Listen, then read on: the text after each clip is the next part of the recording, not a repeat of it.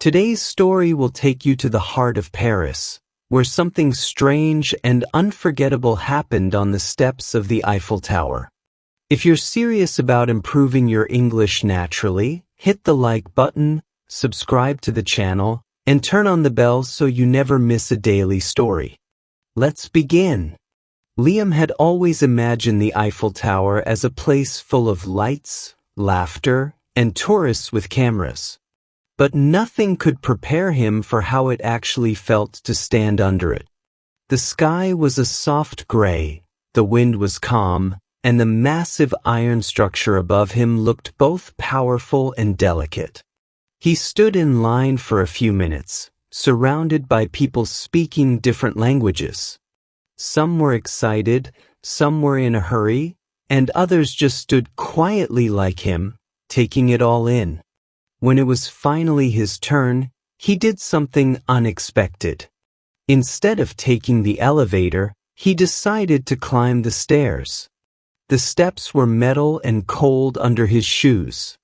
As he climbed, he felt his heartbeat rise, not just from the physical effort, but from something else. He didn't know what, but he felt like he was meant to climb that day.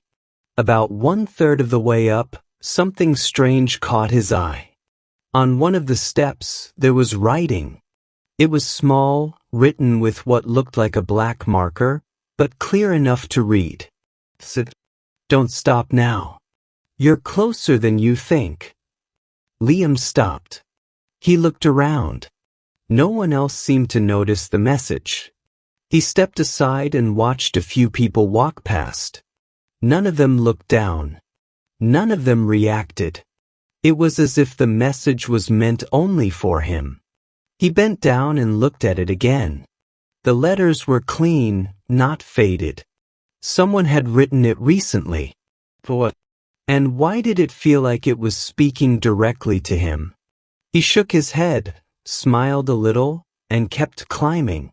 As he continued upward, the city below grew smaller and smaller. But in his mind, the message kept echoing, "You're closer than you think." Closer to what? The top? A goal he hadn't said out loud? He didn't know. But it gave him energy. A few steps later, he saw another message. "You've come this far. Don't give up now." This time, he felt a chill, not from the wind, but from something deeper. He felt like he was part of a story he didn't fully understand.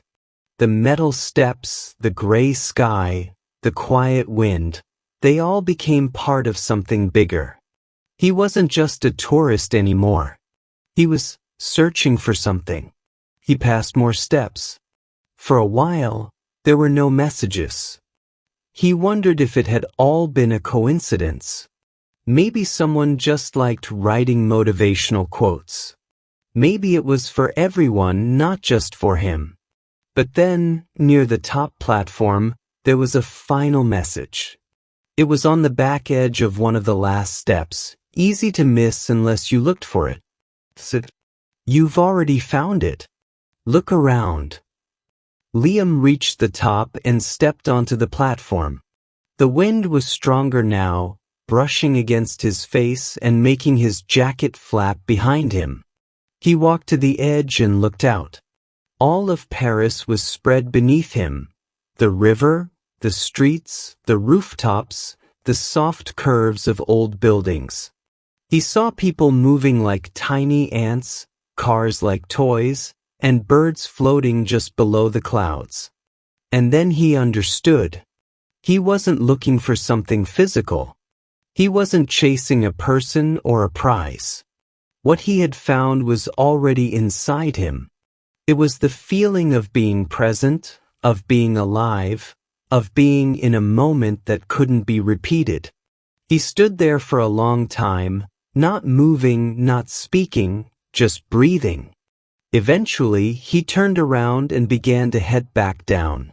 On the way, he looked for the messages again. But strangely, they were gone. He checked each step carefully, even went backward once or twice to double-check. But all the words had disappeared. The steps were clean, plain, just metal again.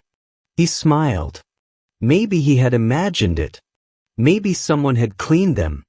Or maybe they were never written with ink at all.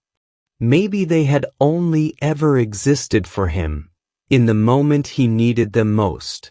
Back on the ground, the Eiffel Tower looked different. Not because it had changed, but because he had. Something in him had shifted.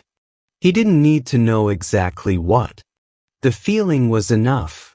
He walked along the river for a while, past musicians, food stands, and couples holding hands. The city felt more alive than before.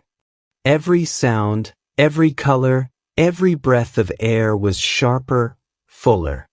That night, lying in bed, he thought about the tower, the wind, the messages. He didn't write anything down. He didn't post on social media. Some moments are too big for words, even for photos. They only live in memory. The next day he almost didn't go back. But something pulled him there again. He climbed the steps, slower this time, taking his time. And when he reached the place where the first message had been, he found nothing. Just metal. Just silence. And yet he didn't feel disappointed. He didn't need the messages anymore. Because now, those words lived inside him. You just learned English without even realizing it. Did you catch that? You just picked up tons of real, useful English expressions like caught his eye, echoing in his mind, part of something bigger, and couldn't be repeated. You experienced emotional storytelling that helps language stick naturally. That's the magic of story-based learning, and we post a new one every single day. Now it's your turn. What do you think those messages on the stairs meant? Tell us your theory in the comments. Was it magic, memory, or something else?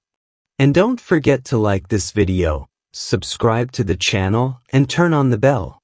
We'll see you again tomorrow with another unforgettable story to power up your English.